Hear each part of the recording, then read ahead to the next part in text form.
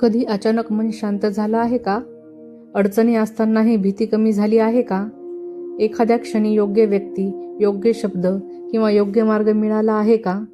जर असं होत असेल तर हा योगायोग नाही, ती स्वामी समर्थ महाराजांची कृपेची चिन्हे असू शकतात.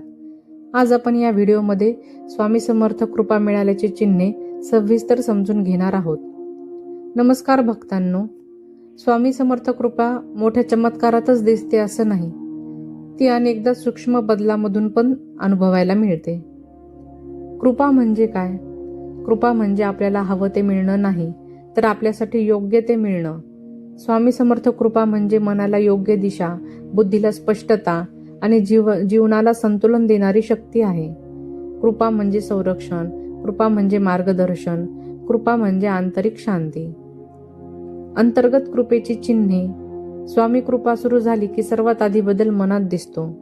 विनाकारण भीती कमी होते, राग आणि अस्वस्थता कमी होते, संकटातही मन स्थिर राहते, ध्यान किंवा नामस्मरणाची ओढ वाढते.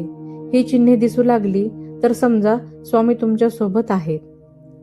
आता पाहूया बाह्य जीवनातील चिन्हे. काही वेळा कृपा बाहेरच्या घटनांमधूनही दिसते. अचानक योग्य माणूस भेटतो, अडकलेलं काम मार्गी लागतं, आर्थिक, आरोग्य किंवा कौटुंबिक तणाव कमी होतो, चुकीचे मार्ग आपोआप दूर होतात. ही स्वामींची अदृश्य व्यवस्था असते.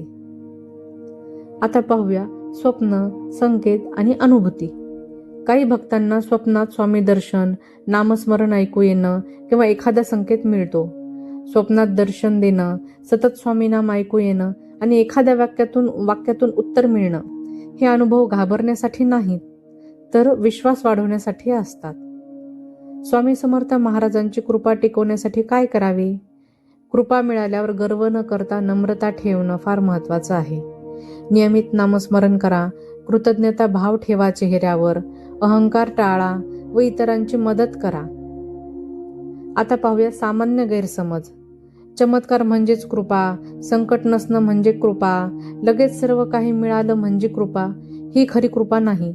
खरी कृपा म्हणजे योग्य बुद्धी आणि योग्य वेळ. श्री स्वामी समर्थ कृपा ही शांत, सूक्ष्म आणि स्थिर असते. ती शोधावी लागत नाही, ती अनुभवावी लागते. जर तुमच्या आयुष्यात ही चिन्हे दिसत असतील तर निश्चिंत राहा, श्री स्वामी समर्थ तुमच्या सोबत आहेत. हा व्हिडिओ उपयुक्त वाटला असेल तर लाईक करा, चॅनलला सबस्क्राईब करा आणि कमेंटमध्ये लिहा स्वामी कृपा.